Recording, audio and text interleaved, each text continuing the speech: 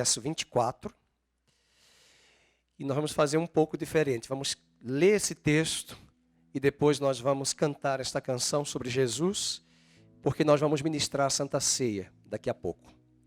E eu acho importante, tem muitos visitantes aqui hoje, nós precisamos falar daquele que é o motivo mais importante que nos traz aqui, né? A essência, que é Cristo em nós, a esperança da glória. Então vamos abrir em João 12, 24. João 12, 24. Era a última semana de Jesus no ministério terreno. Ele foi convidado para discursar para os gregos, no capítulo 12, verso de número 20. João 12, verso 20. Ora, entre os que subiram para adorar durante a festa, havia alguns gregos. Estes, pois, se dirigiram a Filipe, que era de Betsaida, da Galileia, e lhe rogaram: Senhor, queremos ver Jesus. Filipe foi dizê-lo a André, e André e Filipe o comunicaram a Jesus. Respondeu-lhe Jesus: é chegada a hora de ser glorificado o Filho do Homem. Vamos ler juntos o 24? Em verdade vos digo, se o grão de trigo caindo na terra não morrer, fica ele só. Mas se morrer, produz muito fruto. Vamos ler mais uma vez, para que os neurônios façam as sinapses. E nós entendamos. Em verdade vos digo, se o grão de trigo caindo na terra não morrer, fica ele só. Mas se morrer, produz muito fruto. Pode deixar a sua Bíblia aberta, vamos cantar essa canção bem antiga. Jesus, em tua presença, reunimos-nos aqui. Nós vamos usar o mesmo texto, tá bom? É só para a gente cantar. Você pode guardar a sua Bíblia aberta, no assento. Nós vamos cantar. Jesus, em tua presença, reunimos-nos aqui. Contemplamos tua face e rendemo-nos a ti, pois um dia tua morte trouxe vida a todos nós e nos deu completo acesso ao coração do Pai. E o véu que separava já não separa mais, e a luz que outrora apagada agora brilha e cada dia brilha mais, só pra te adorar e fazer teu nome grande e te dar o louvor que é devido. Estamos nós aqui, estamos nós aqui. E o véu que separava, não separa. E o véu que separava já não separa mais. E a luz que outrora apagara agora brilha e cada dia brilha mais, só pra te adorar e fazer o teu nome grande e te dar o louvor que é devido. Estamos nós aqui. Esse é o motivo, Senhor. Estamos nós aqui. Você pode sentar. É sempre bom lembrar que a mesa é a mesa do Senhor. Não é a mesa da Igreja Nova Vida. não é a mesa da Igreja Batista, Nazareno, Quadrangular, Assembleia de Deus. A mesa é do Senhor. Essa mesa é um lugar de gratidão, é um lugar de zelo, de comunhão, palavra grega koinonia. É um lugar que nos aproximamos, embora nós podíamos ceiar todos os dias, mas por questão de organização, logística, nós celebramos a mesa aqui na nossa igreja uma vez ao mês. À luz da Bíblia, do livro de Atos, nós podemos ceiar todos os dias. Nós podemos comer do pão, beber do cálice todos os dias. Isso não significa dizer que nós podemos fazer em nossa casa, a qualquer horário, de forma banal. Mas a mesa é a mesa da Igreja de Cristo. Nenhum de nós tem autoridade para excluir pessoas da mesa.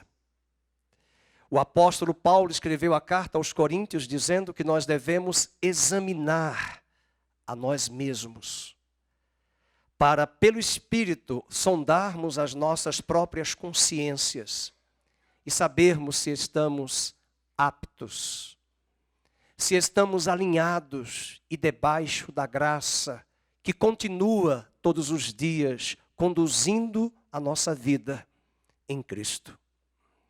Se estamos em comunhão com Cristo, em comunhão com a Igreja Universal de Cristo, se fazemos parte do corpo de Cristo, se temos um compromisso, como diz a velha canção, um compromisso selado com Ele, assumimos este compromisso, nós devemos participar da mesa. Paulo diz aos Coríntios que quem come e bebe sem discernir os elementos pode atrair juízo para si. Mas quem come e bebe dos elementos da mesa pode sair hoje de manhã deste culto aqui curado por causa da aliança, restaurado. Não é à toa que o apóstolo Paulo diz que é por causa de que alguns não discerniam os elementos da mesa. Paulo escreve aos Coríntios, capítulo 11, na primeira carta, verso 28 e 29, que alguns estavam fracos, enfermos, e alguns até já dormiam no Senhor, morreram, porque comeram e beberam sem discernir os elementos. O que nós percebemos muitas vezes é que a mesa do Senhor em alguns cultos, em algumas igrejas, parece algo fúnebre. Mas eu queria dizer hoje de manhã, é algo de fé, é algo de celebração. É algo de festivo, celebrarmos a vitória de Cristo na nossa vida. Mas vamos ao texto. O texto do capítulo 12, inclusive o Evangelho de João, é um evangelho muito distinto. Ele não faz parte dos evangelhos sinóticos. Os sinóticos são Mateus, Marcos e Lucas. Eles têm verossimilhança nas narrativas. Mas você não pode fazer a mesma coisa com o Evangelho de João. O Evangelho de João ele é único. Ele é o Evangelho escrito com um propósito muito peculiar. Ele escolheu, elencou 7 milagres, que ele chama de sinais. E ele diz no capítulo 20, verso 21, e no capítulo 21, no último versículo, ele diz que estes sinais foram escritos neste evangelho para que creiais que Jesus é o Filho de Deus e crendo nele tenhais vida em seu nome. Esse é o propósito da escrita do Evangelho de João. João escreveu o Apocalipse. João escreveu as cartas, as epístolas pequenas, primeira, segunda e terceira. Mas esse evangelho é possível de perceber a simbiose, a mistura, o sincretismo das palavras de Cristo com as palavras do próprio evangelista. Há momentos que você não sabe aonde um termina e o outro começa. E as palavras-chave deste evangelho são duas: fé e vida eterna. Ele disse várias vezes que a vida eterna é esta: que creiam em tu, no Senhor, o Deus Pai, e em teu Filho a quem enviaste. E quem faz isto tem a vida eterna. Crer nele recebe a vida eterna. João 5:24, o evangelista diz, Jesus falando, em verdade vos digo, que quem ouve a minha palavra e crer naquele que me enviou, tem a vida eterna. E não entrará em condenação, mas passou da morte para a vida. A partir do capítulo 12 de João, você tem que ter muito cuidado. João 12, 13 e 14, esses capítulos, Jesus está na ceia.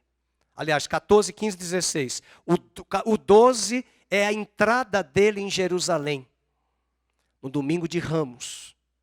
O 13 é ele na mesa, lavando os pés dos discípulos antes da mesa da Páscoa. 14, 15 e 16 é a conversa de Jesus na ceia, falando sobre o Paracleto, o Espírito. Ele conversa muito com os discípulos sobre a vinda do Espírito Santo, do Consolador, na mesa. Nos 3 capítulos. Ao sair da mesa da Santa Ceia, o capítulo 17 diz que ele vai para o Getsemane, no Monte das Oliveiras. Nós cantamos hoje aqui uma música da Aline Barros, que na verdade não é dela, mas é do Michael Smith, que gravou essa canção, que em inglês foi traduzido piamente para o português, como uma flor machucada no jardim. Ele morreu por mim e ele foi fazer isto no Getsemane. Ele sai da mesa, ele sai do Seder, da Páscoa, da festa judaica tão importante, e vai para o Monte das Oliveiras. Chora por mim, chora por você. Ele foi moído. Eu costumo dizer que nenhum de nós aqui extrairia um molar de 4 raízes sem anestesia. Isso porque a dor é intensa. Fazer um canal sem anestesia. Imagina ele provar pela primeira vez e única a separação do Pai. Ele está no Getsemane. Getsemane em hebraico significa prensa de azeitona. Ele deveria ser moído. As azeitonas deveriam ser prensadas para se extrair o melhor azeite. Mas ele haveria de ser moído, como disse o profeta Isaías, no capítulo 53, 720 anos antes dele nascer, o profeta disse que ele seria moído pelas nossas transgressões. Ele seria pisado como uma flor, como uma azeitona. Ele não tinha do que morrer. Mas ele leva naquela cruz a nossa morte. Ele não tinha motivo para se tornar naquela cruz pecado, condenado, separado de Deus. Mas lá no jardim do Getsemane, no capítulo 17 do Evangelho de João, ele ora por mim e por você. Ele ora por aqueles que haveriam de crer nele, apontando para a cristandade que divulgaria o Cristo, ele, ungido entre as nações. Ele disse a Deus Pai na oração do Getsemane: não peço apenas por estes, mas por todos aqueles que haverão de crer em mim. No mesmo jardim, ao terminar a oração, 3 vezes ele orou o mesmo motivo. Se debruçando, o evangelista Lucas diz que ele voltou aonde estavam os apóstolos. Pedro, Tiago e João, que haviam acompanhado ele. Mas ele decidiu orar recluso, em recluso. Ele ficou separado dos 3 discípulos e perguntou a ambos: nem ao menos 1 hora pudestes orar por mim? Ele precisava de oração. Ninguém seria suficiente, capaz de ir para a cruz, para o Calvário, para o Gólgota. Ele sabia que ele provaria naquela cruz o que ele nunca provou: a separação de Deus. O Evangelho de João começa de uma forma ímpar. No princípio era o Verbo. O Verbo estava com Deus. O Verbo era Deus. E todas as coisas foram feitas por intermédio dele, e sem ele, nada do que foi feito se fez. Quem é esse Verbo? Eu tinha 9 anos quando eu tomei a Bíblia das edições paulinas, da editora católica. Eu li o capítulo de João, capítulo 1, com 9 anos. Eu estudava gramática naquela época, da 3ª série. E eu perguntei para mim com 9 anos, minha mãe já tinha morrido de câncer. E eu perguntei para mim, lendo a Bíblia, mas que verbo? Cantar? Pular? Dançar? Hoje, agradeça a Deus pelas Bíblias traduzidas, porque agora alguns tradutores colocam, no princípio era a palavra. Mas em grego, a palavra que aparece é logos. No princípio era o logos, e logos é a palavra, é o discurso, tudo aquilo que é tratado de uma forma discursiva. Inclusive logos aparece nas ciências. Olha, fisiologia, antropologia, odontologia. Logos hoje é nome de carro, da Volkswagen, embora não se fabrica mais. Mas logos é a palavra. E a palavra estava com Deus e a palavra era Deus. Ops, você tem que voltar para Gênesis. Porque quando João está dizendo no capítulo 1, que no princípio era o Verbo, e o Verbo estava com Deus, e todas as coisas foram feitas por meio do Verbo, da palavra, do Logos. João está dizendo que no capítulo 1 de Gênesis, quando o Pai projetou criar todas as coisas, quem falou foi o Verbo, e o Verbo é Cristo.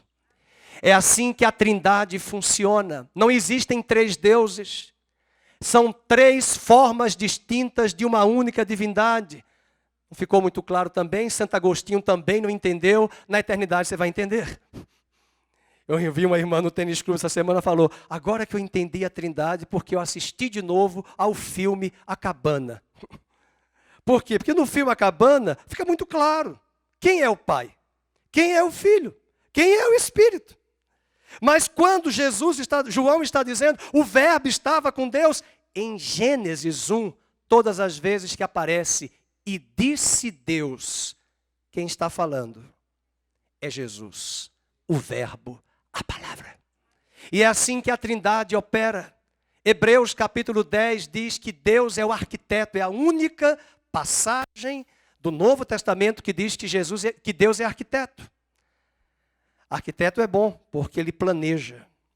Arquiteto só vê mato, aqui ele já viu a cozinha. Aqui a cozinha, aqui uma mesa, só tem mato, mas é arquiteto. O arquiteto projeta, o engenheiro verbaliza, mas quem executa é o pedreiro.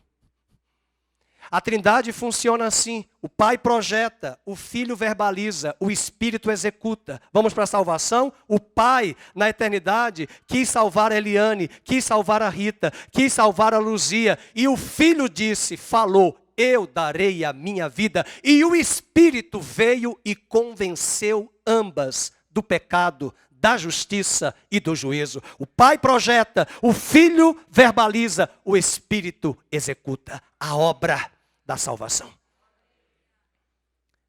Quando João está dizendo no capítulo 1, no princípio era o Verbo, e o Verbo estava com Deus, está dizendo que esse Verbo, Cristo, e o Pai são um, e sempre estiveram juntos.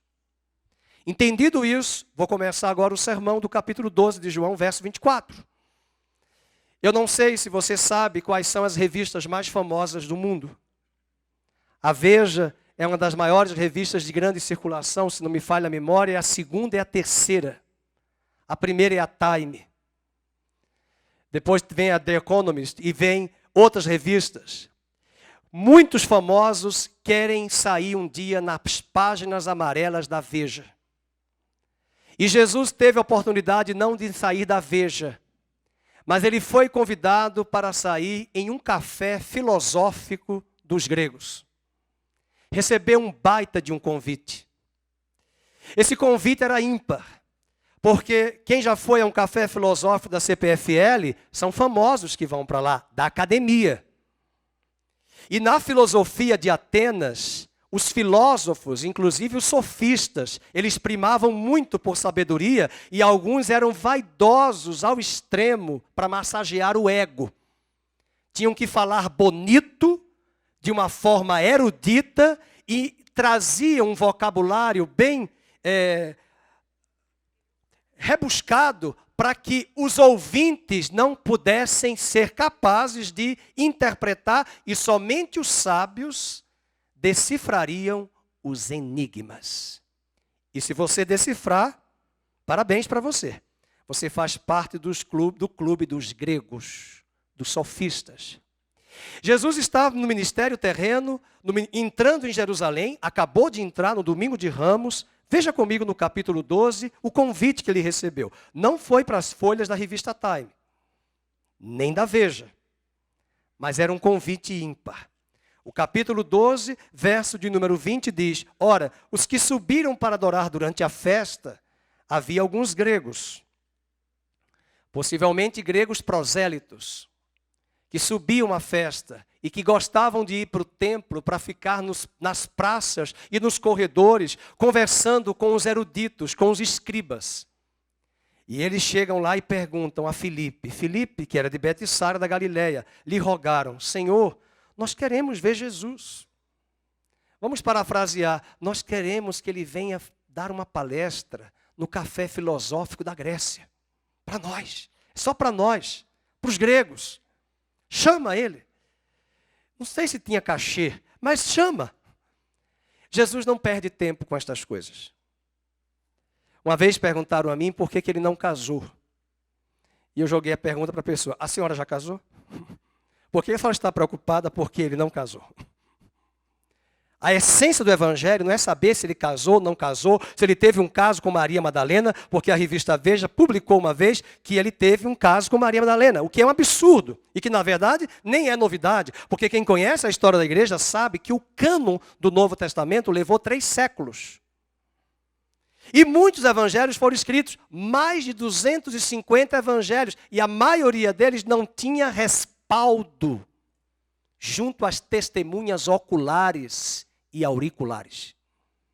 Por isso que é maravilhoso ler o Evangelho de Lucas, porque o Evangelho de Lucas, ele era formado em história, e ele era médico, e era um homem muito culto, e ele faz o preâmbulo no seu Evangelho, dizendo, levando em conta que muitos narraram, eu fiz olha como ele começa, uma averiguada investigação.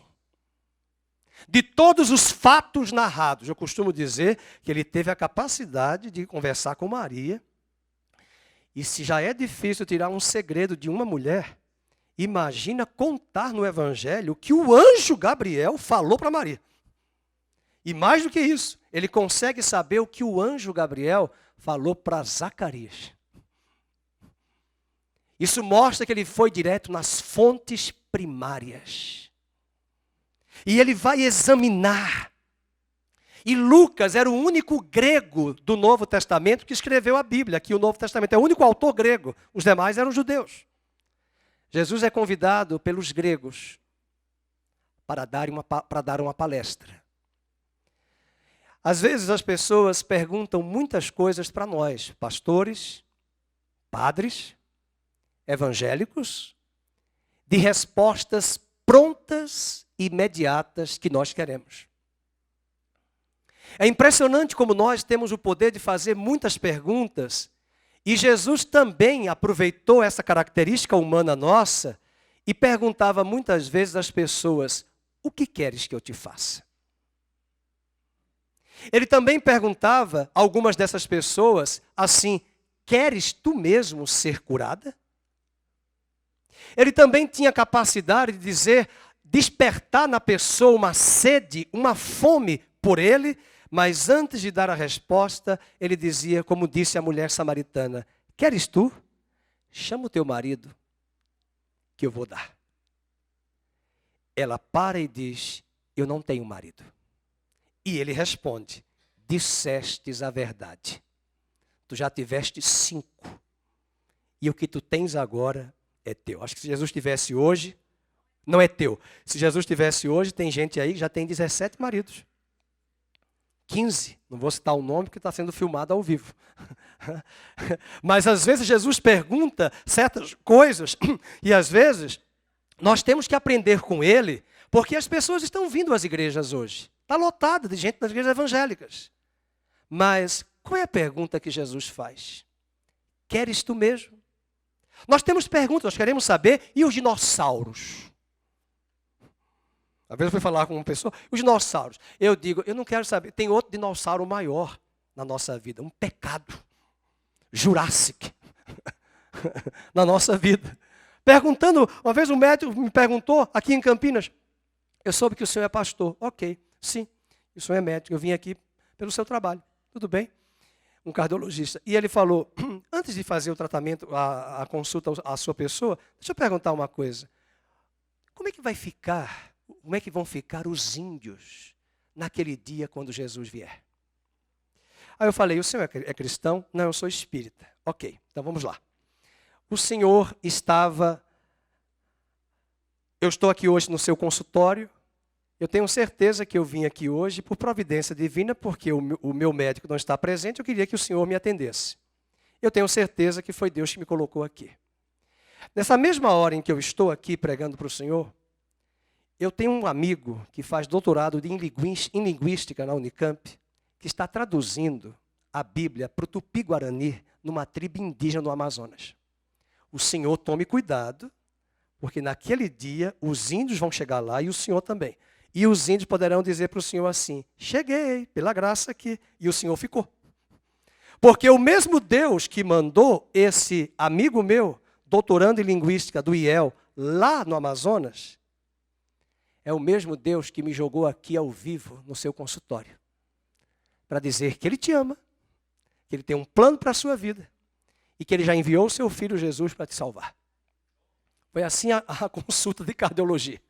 Mas as perguntas que às vezes nós temos, eu quero chamar a atenção para um enigma que Jesus soltou para os gregos. Eles não souberam interpretar. E talvez até hoje é possível que muitos leiam este texto que nós vamos ler agora e não entendam. Veja o capítulo de número 12, voltando para o versículo de número 23. 22. E Filipe foi dizê-lo a André. E André e Filipe comunicaram a Jesus. E quando Jesus foi comunicado, vamos ler a resposta de Jesus. É chegada a hora de ser glorificado o Filho do Homem. Em verdade vos digo, vamos ler todos. Se o grão de trigo caindo na terra não morrer, fica ele só. Meu Deus, o que é que ele está querendo dizer? O versículo mais conhecido dos evangélicos é João 3,16. Quem ler, quem já sabe, diz comigo. Porque Deus amou o mundo de tal maneira que deu o seu Filho unigênito. Se é unigênito, é único. Mas eu quero terminar aqui a pregação para fazermos a ceia. Que conversa é essa que o autor de Hebreus diz que quando ele compareceu à sala do Santo dos Santos dos céus, o Pai disse, tu és meu filho, eu hoje te gerei. E outra vez eu vou te introduzir na terra como primogênito. Mas ele era unigênito. Estou olhando aqui o André está nos visitando, ele é católico com a sua esposa, ele é meu aluno do curso de Direito. E ele queria muito conhecer a igreja, muito sedento de Deus. Deus abençoe, prazer conhecer sua esposa e sua filha. Mas ele quis dizer, aqui no seu caso, você só tem ela de filha, não é isso? Como eu também só temos uma filha. Minha esposa queria mais, mas eu não quis. mas ela só tem uma filha, unigênito. Ela é unigênita. Ela não pode ser chamada de primogênita, embora é a primeira, mas não tem segundo. Mas Jesus era o unigênito porque depois da queda, O primeiro homem que entra na terra, nascido de uma mulher, e vive na terra como homem, é ele, o unigênito Filho de Deus, depois da queda de Adão. É o primeiro e único. Mas o autor de Hebreus vai dizer o que João diz aqui no enigma filosófico da profundidade, das profundezas profundas da filosofia de Jesus. Qual é a filosofia dele? De que o grão de trigo, se cair e morrer, vai dar fruto. Mas se não morrer, não vai dar fruto. O que João quis dizer? O que é que Jesus quis dizer acerca disso? O tipo de morte expiatória que ele teria por nós naquela cruz. Veja, por exemplo, no capítulo 12, verso 24. Vamos ler juntos? Caindo na terra, não morrer, fica ali só. Mas se morrer, produz muito fruto. Abra sua Bíblia e eu vou pedir para que o Rogério coloque na tela em 1 Coríntios, capítulo de número 2. A Bíblia diz que se os principados deste mundo, quem são os principados? A palavra principados é autoridades, poder, potestade. Tem até principado de Mônaco, mas é o poder, a potestade terrena. Mas existem as potestades celestiais, que atuam nas regiões celestiais. Mas o apóstolo Paulo vai dizer no verso de número 7. Nós falamos a sabedoria de Deus, este mistério, outrora oculta, a qual Deus preordenou desde a eternidade para a nossa glória. Agora vamos ler o verso 8. Sabedoria essa que nenhum dos poderosos deste século conheceu. Agora leiamos. Porque se a tivessem conhecido, jamais teriam crucificado o Senhor da glória. É impressionante como Pilatos e Herodes, que eram inimigos, fizeram as pazes. É impressionante como a plebe que havia dito, hosana nas alturas, bendito que vem em nome do Senhor, essa mesma multidão disse no dia do Getsêmani, crucificam. Isso mostra como o poder das trevas atua na mente humana, dando sugestão e ideias de valores e sabedoria contrários à sabedoria de Deus. Quando Jesus foi para a cruz, o que Paulo está dizendo nesse texto, pode guardar esse texto, é que se os principados soubessem que aquela cruz era a arapuca de Deus para destruir Satanás, com a natureza dele que estava em nós, o pecado, o diabo não teria deixado Cristo morrer naquela cruz. E Paulo diz agora, se os principados deste mundo soubessem, leiam, jamais, teriam crucificado o Senhor da glória. Agora vamos comigo para o capítulo 1 de Hebreus, e eu já vou chamar daqui a pouco, assim que eu terminar essa passagem, os irmãos diáconos, diaconisas, para nós ministrarmos a Santa Ceia. Hebreus capítulo 1. Você precisa entender o que aconteceu após a ressurreição de Jesus. O autor de Hebreus diz, nós não sabemos quem escreveu a carta aos Hebreus. Possivelmente tenha sido Barnabé, um levita. Alguns acreditam que tenha sido Priscila e Áquila. Quando eu chegar na glória, fiquem tranquilos, a primeira coisa eu vou na biblioteca perguntar quem escreveu. Que tem muitas dúvidas. A gente fica lá, quem escreveu? Meu irmão, não vai alterar nada. Na eternidade vamos saber. Tá? Agora mesmo o Gugu Liberato morreu, o Padre Haroldo também morreu. Eu vou dizer, esse pessoal quando morre, quando chega lá, todos aqueles pontos de interrogações que você tem e eu aqui na cabeça, é assim, ó, abriu, eu nunca fui para lá ainda não, mas eu acho que é mais ou menos assim. Ao chegar lá, vai falar assim, entendi, I understood, compreendi tudo. Porque nós queremos saber tudo. Deuteronômio 29 diz que as coisas encobertas pertencem a ele, mas as reveladas pertencem a nós. E o capítulo 1 de Hebreus diz assim, vamos ler comigo. Hebreus, depois de Tito, verso 1, capítulo 1. Havendo Deus outrora falado muitas vezes, de muitas maneiras, aos pais pelos profetas, nestes últimos dias, nos falou pelo Filho, a quem constituiu herdeiro de todas as coisas, pelo qual também fez o universo. Ele, antes de existir a empresa Xerox, a cópia, mas Jesus é a expressão exata, é o resplendor da glória, é a expressão exata do seu ser. Ele sustenta todas as coisas pela palavra do seu poder. Agora tem que ler com calma, para entender o que aconteceu após a cruz. Eu vou convidar aqui o Dario. Vem cá, Dario. Pedir licença para fazer essa dramaturgia. Tem coisas que, até no âmbito do direito, eu conheci uma doutora advogada penal, que era uma das grandes aqui, professora da PUC, que deve ter ensinado você, que morreu e que ela dava aula para os alunos, que ela se deitava até no fórum para fazer o teatro, a dramaturgia, para o juiz entender. Eu dava risada, que ela tinha mais de 75 anos, ela deitava e dizia assim, tem horas que o auditório não entende nada. Plante alguma coisa no auditório para que o povo entenda. Ele é Jesus. Ele está na cruz. E quando ele está na cruz, ele diz algo que deve ser muito importante, pelo menos para mim foi muito importante. Ele disse, Deus meu, por que me desamparaste? Ele sempre teve comunhão com o Pai. Deus, o Pai e o Filho são um, desde a eternidade. Mas pela primeira vez, ele se separou do Pai, porque ele se tornou pecado naquela cruz.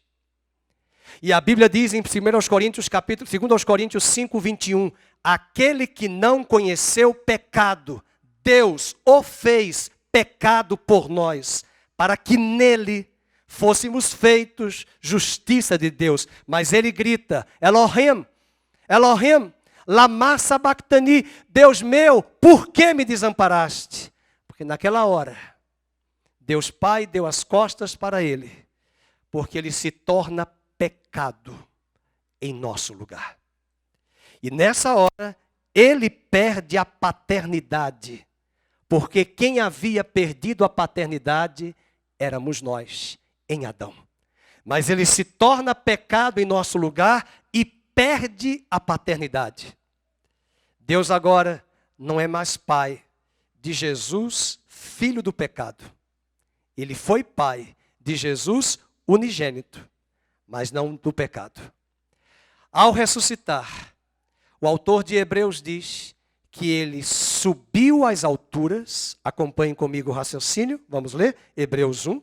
Depois de ter feito a purificação dos pecados, assentou-se à direita da majestade nas alturas, e tendo se tornado tão superior aos anjos, quanto herdou mais excelente nome do que eles, pois a qual dos anjos disse jamais, vamos ler, tu és meu filho, eu hoje te gerei. Preste bem atenção à pergunta. Deus não pode gerar Deus. Deus não se gera. Jesus não foi criado. Jesus sempre existiu como Filho de Deus. Mas agora o autor de Hebreus diz que quando ele chega e apresenta o sangue dele no santo dos santos dos céus, e o Pai aceita o sacrifício dele, vou usar uma palavra teológica, o sacrifício vicário, substitutivo, o Filho vai ouvir do Pai a seguinte expressão, eu hoje te gerei.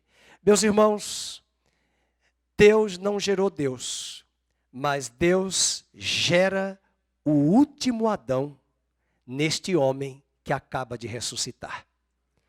Eu hoje te gerei, e esse último Adão vai se chamar primogênito de uma nova criação.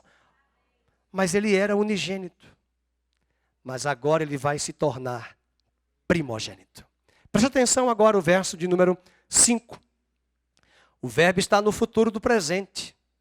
Eu lhe serei pai. E ele me será filho. Como vai ser filho e pai? Porque ele havia perdido a paternidade, a filiação. E eu havia perdido a paternidade dele, porque eu não sou pai do filho do pecado. Até aqui os irmãos entenderam? Mas vamos para o versículo 6. Tem que estudar gramática. Verso 6, e novamente, a minha versão diz novamente, mas há outras versões que dizem e outra vez, ele diz o quê? Ao introduzir quem? Primogênito ou unigênito? Então, que momento foi esse que ele desce à terra outra vez e entra na terra e faz isso?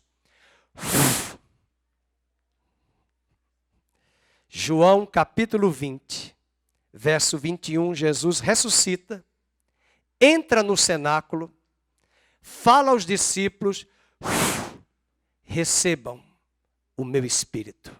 Foi nessa hora que o Pai, outra vez, introduziu o primogênito de uma nova criação, porque Adão era da velha, o último Adão é da nova, e o primogênito vai soprar sobre os seus discípulos. E cada discípulo que recebe até hoje o sopro de vida, recebe a nova vida em Cristo, a vida do Filho de Deus, e aonde tem primeiro, tem segundo, tem terceiro, tem quarto, e a conta lá no céu, o Ibope não conseguiu contar, é uma multidão de redimidos, o primogênito de uma nova criação.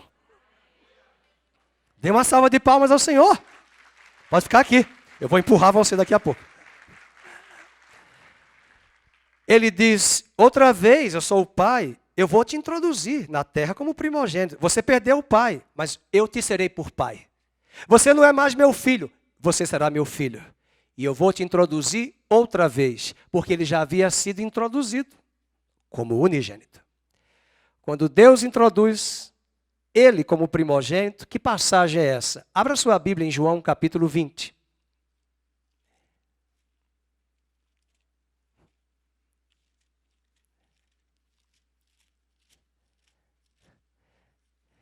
Os irmãos estão lembrados que quando Deus criou Adão, ele soprou o espírito e o homem tornou-se alma vivente. E o apóstolo Paulo vai dizer em Coríntios que o último Adão soprou e o espírito do homem tornou-se vivificante.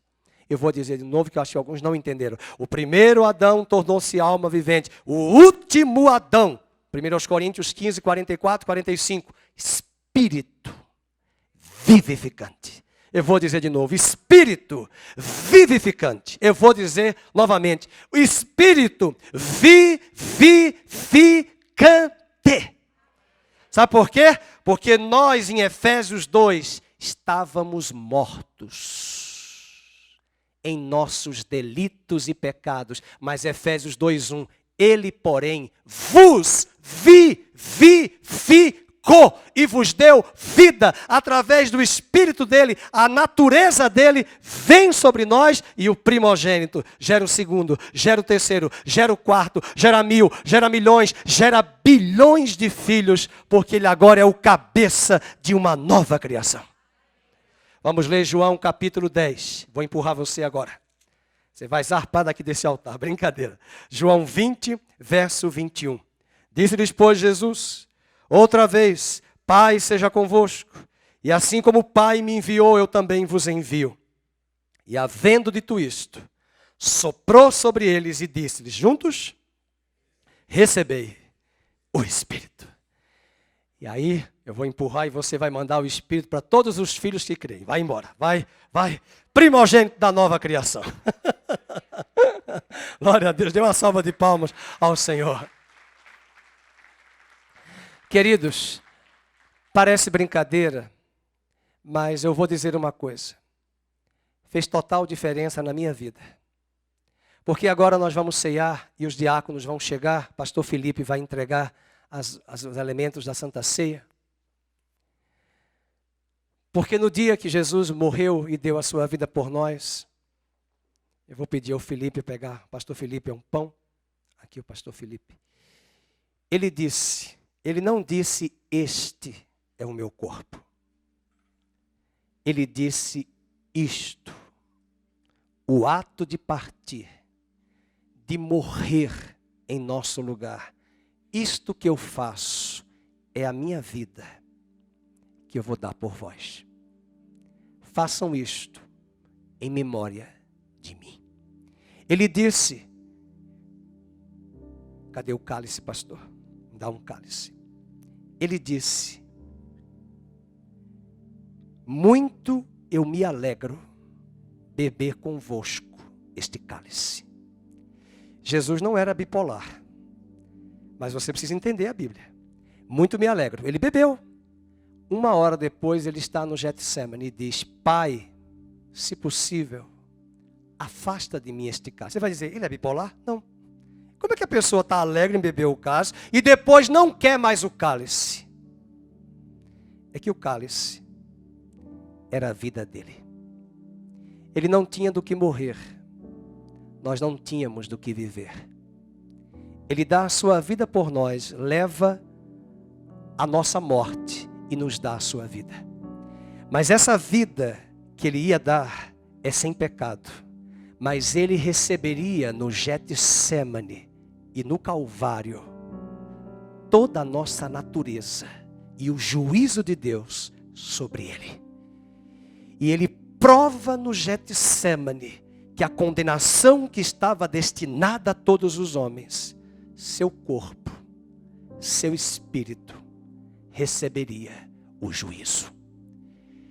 E ao ressuscitar, aquela vida que ele levou, que era a nossa morte, levou o nosso pecado, ele devolve a vida dele para nós, uma vida sem pecado de filho de Deus. E é por isso que ele disse, não é este é o meu sangue. Isto que eu dou, o meu cálice, é a minha vida que eu vou dar por vocês. O vinho, o suco de uva, continua sendo o suco de uva. Mas é uma memória de que a vida dele foi entregue na cruz. Ele deu a sua vida por nós para se tornar pecado em nosso lugar. Para que hoje nós pudéssemos receber a sua vida, a sua natureza de filho de Deus. E é um privilégio estarmos na mesa, celebrando aquele que se tornou o que nós éramos, para que nós nos tornássemos o que ele sempre foi e é, filho de Deus. Vamos receber os elementos e vamos cantar uma canção que nós cantamos, Jesus em tua presença. A mesma canção que nós cantamos, a congregação vai cantar juntamente, enquanto recebemos elementos. Jesus em tua presença, reunimos-nos aqui, contemplamos tua face e rendemo-nos a ti, pois um dia a tua morte trouxe vida a todos nós e nos deu completo acesso ao coração do Pai. E o véu que separava já não separa mais, e a luz que outrora apagada agora brilha e cada dia brilha mais. Só para te adorar, só para te adorar e fazer teu nome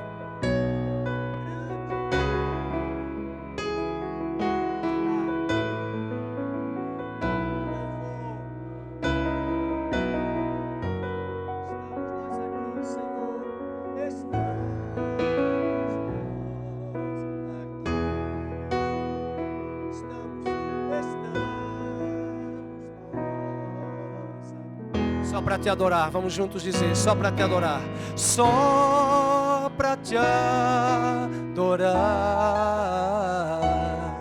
e fazer o teu nome grande, te dar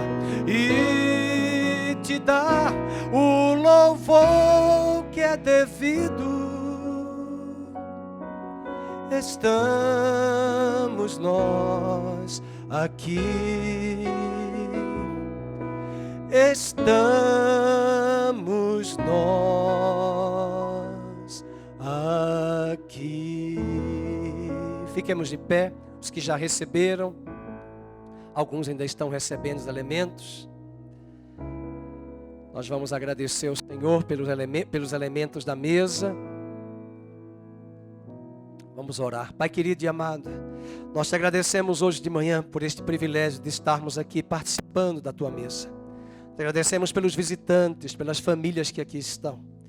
Te agradecemos por cada pessoa que veio hoje honrar o teu nome, zelar o teu nome, pelo teu nome, confirmar a aliança que fizemos em Cristo. E nós oramos agradecidos pelo pão, agradecidos pelo cálice, em memória daquilo que Cristo fez por nós na cruz do Calvário.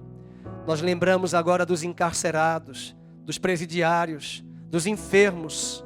Nós lembramos agora dos nossos familiares perdidos que sem Cristo, para que aonde essas vidas estiverem, elas sejam alcançadas pela tua maravilhosa graça. Pai, nós oramos por aqueles que estão afastados do Evangelho, afastados da congregação, afastados da igreja local. Oramos para que o Senhor vivifique, desperte seus corações para valorizarem a maravilhosa graça, o maravilhoso sacrifício que Cristo fez por nós naquela cruz. Clamamos hoje à noite, hoje de manhã, pelas nossas famílias, para que todos os nossos parentes sejam alcançados e devidamente tocados pelo trabalhar do Senhor em nosso coração. Pai, nós te louvamos pela revelação do Evangelho que tem chegado até nós. E que hoje, através da tua palavra, onde o Evangelho for pregado no rádio, na televisão, na internet, nos púlpitos, através dos folhetos, através da literatura cristã, multidões sejam alcançadas através do Evangelho. Somos muito gratos a Jesus, gratos por tão grande salvação, como diz o autor de Hebreus. Somos gratos ao Senhor por tudo. Recebe a nossa gratidão, recebe o nosso louvor, recebe a nossa celebração hoje de manhã, no nome de Jesus. Amém e amém. Todos receberam os elementos. Vamos comer pão. O meu já partiu, já está dilacerado. Todos receberam? Pastor Nairo também. Vamos comer todos juntos. Depois o pastor Felipe vai nos dirigir a Deus pelo cálice. Comamos todos.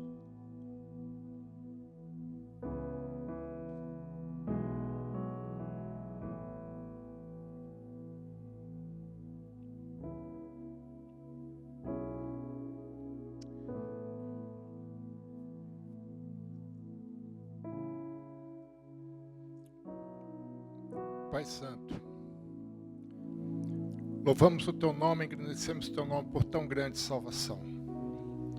Louvamos porque Jesus se fez carne e habitou entre nós. E aqui na terra manifestou a tua glória, Senhor, a glória do unigênito do Pai, entregando a sua vida, Senhor, se esvaziando de si mesmo, entregando a sua vida, sendo obediente até a morte e morte de cruz, para que nesta manhã, Senhor, pudéssemos estar aqui, repleto da tua vida, repleto da tua glória em nossas vidas. Agradecemos, Senhor, pelo sacrifício de Jesus, agradecemos pela essa tão grande salvação, e pedimos, Senhor, que nesta manhã, ao tomarmos esse cálice, Senhor, a tua vida seja repleta em nós, seja plena em nós, que o teu Espírito Santo, Senhor, seja derramado em cada um de nós, nos transformando de glória em glória, de fé em fé, até que Cristo seja formado plenamente em nossas vidas. Obrigado, Senhor, por esta manhã, obrigado por teu amor, pela tua graça e pela vida de Cristo em nós. Em nome de Jesus, podemos tomar.